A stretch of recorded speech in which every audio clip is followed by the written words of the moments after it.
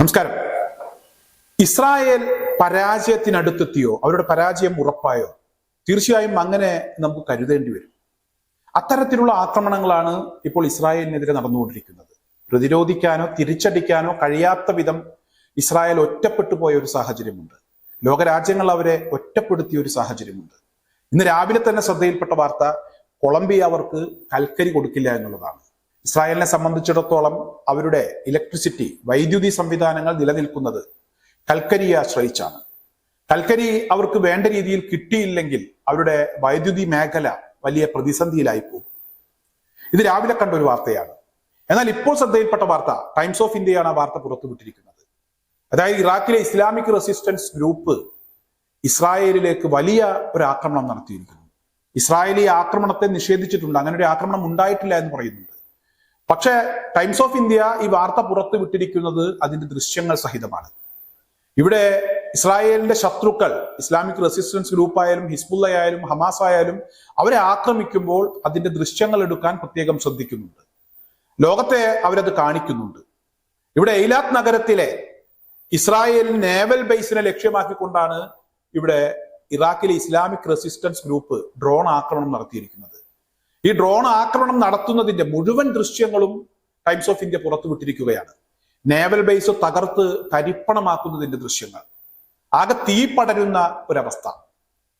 എന്തായാലും മറ്റൊരു ഭാഗത്ത് ഹിസ്ബുള്ളയുടെ ഭാഗത്തു നിന്നും കഴിഞ്ഞ ദിവസം ലെബനൻ അതിർത്തിയോട് ചേർന്ന് ഇസ്രായേൽ നടത്തിയ വ്യോമാക്രമണത്തിൽ 3 ഹിസ്ബുള്ള പോരാളികൾ കൊല്ലപ്പെട്ടിരുന്നു. ഇതിന് പ്രതികാരം എന്നോണം ഹിസ്ബുള്ള വളരെ ശക്തമായ ഒരു ആക്രമണം ഇസ്രായേലിലേക്ക് ഇന്നും നടത്തിയിരിക്കുകയാണ്. 50ഓളം വരുന്ന കത്യൂഷ റോക്കറ്റുകൾ ഉപയോഗിച്ചാണ് ഇസ്രായേലിനകത്തേക്ക് ആക്രമണങ്ങൾ നടത്തിയിരിക്കുന്നത്. ഇസ്രായേലിലെ സൈനിക താവളങ്ങൾ തന്നെയാണ് ഇവിടെ ഹിസ്ബുള്ളയും ലക്ഷ്യം വെച്ചിരിക്കുന്നത്. പ്രദേശത്ത് മൊത്തത്തിൽ തീ പടർത്തി ഹിസ്ബുള്ള എന്നതാണ് ഈ വിഷയവുമായി ബന്ധപ്പെട്ട് ടൈംസ് ഓഫ് ഇന്ത്യ പുറത്തുവിട്ടിരിക്കുന്ന ഒരു വാർത്ത.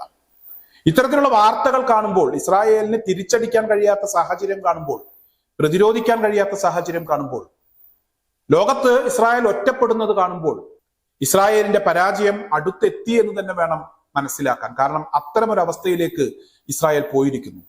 ഇസ്രായേലുമായിട്ടുള്ള എല്ലാ തരത്തിലുള്ള ബന്ധങ്ങളും അവസാനിപ്പിക്കാൻ ലോകരാജ്യങ്ങൾ ഒരു ഭാഗത്ത് തയ്യാറായിട്ടുണ്ട്. നേരത്തെ തുർക്കി അവരുമായി ബന്ധപ്പെട്ടിട്ടുള്ള എല്ലാവിധ ഇടപാടുകളും അവസാനിപ്പിച്ചു. ഇന്ന് കൊളംബിയ അവർക്ക് കൽക്കരി കൊടുക്കില്ല എന്ന് പറഞ്ഞു. അതുപോലെ തന്നെ ഇസ്രായേലുമായി ഇനി ചങ്ങാത്തം വേണ്ട എന്ന് പല രാജ്യങ്ങളും തീരുമാനിച്ചു കൊണ്ടിരിക്കുന്നു. സ്പെയിൻ വളരെ ചങ്കൂറ്റത്തോടുകൂടി ഫലസ്തീനെ അംഗീകരിക്കാൻ തയ്യാറായി. അതുപോലെ നിരവധി രാജ്യങ്ങൾ ഓരോ ദിവസം കഴിയും തോറും ഇസ്രായേലിന്റെ ശത്രുക്കൾ, ഇസ്രായേലിന് എതിർപക്ഷത്തുള്ള ആളുകൾ കൂടിക്കൂടി വരുന്നു. മറ്റൊരു ഭാഗത്ത് ഹിസ്ബുള്ള ഓരോ ദിവസം കഴിയും തോറും പലതരത്തിലുള്ള വ്യത്യസ്തമായ ആയുധങ്ങൾ ഉപയോഗിച്ച് ഇസ്രായേലിനെ തുടർച്ചയായി ആക്രമിച്ചുകൊണ്ടിരിക്കുന്നു. കഴിഞ്ഞ ഒരാഴ്ചയായി ഇസ്രായേലിന് ഉള്ളിൽ സംഭവിച്ച നാശനഷ്ടങ്ങൾ ചെറുതല്ല, വലിയ നാശനഷ്ടങ്ങൾ ഉണ്ടായിട്ടുണ്ട്. നിരവധി ആളുകൾ മരിക്കുന്ന ഒരു സാഹചര്യം ഉണ്ടായിട്ടുണ്ട്. എന്തായാലും യുദ്ധം ഏറെക്കുറെ അവസാനിക്കുന്ന ഒരു ഘട്ടത്തിലേക്ക് പോയിരിക്കുന്നു എന്ന് തന്നെ വേണം മനസ്സിലാക്കാൻ. ഇല്ലെങ്കിൽ ഇസ്രായേലിന് പരാജയം സമ്മതിക്കേണ്ടി വരും. ഇപ്പോൾ അവസാനിപ്പിക്കുകയാണെങ്കിൽ വലിയ പരിക്കുകളില്ലാതെ ഇസ്രായേലിന് രക്ഷപ്പെടാൻ കഴിയും. എന്തായാലും ഇസ്രായേലിനെ സംബന്ധിച്ചിടത്തോളം അവരത് അവസാനിപ്പിക്കുമോ എന്നൊന്നും നമുക്ക് പറയാൻ കഴിയില്ല. അതുപോലെ തന്നെ ഇസ്രായേലിനകത്ത് അവരുടെ മന്ത്രിസഭയിൽ മന്ത്രിമാർ ഓരോ ദിവസം കഴിയുന്തോറും രാജിവെച്ചുകൊണ്ടിരിക്കുന്ന ഒരു സാഹചര്യമാണ്.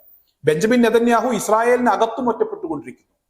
ബെഞ്ചമിൻ നെതന്യാഹുവിന്റെ താല്പര്യങ്ങൾ സംരക്ഷിക്കുന്നതിന് വേണ്ടിയാണ് ഈ യുദ്ധം നീട്ടിക്കൊണ്ടു പോകുന്നത്. സാധാരണക്കാരെ ഇത് കുറച്ചൊന്നുമല്ല ബുദ്ധിമുട്ടിക്കുന്നത് എന്നാണ് ഇസ്രായേലിനകത്തു നിന്നും പുറത്തു വരുന്ന വിവരങ്ങൾ. അതുപോലെ ലോകവ്യാപകമായി ഇസ്രായേലിനെതിരായിട്ടുള്ള പ്രതിഷേധ പരിപാടികൾ ഇപ്പോഴും തുടർന്നുകൊണ്ടിരിക്കുകയാണ്.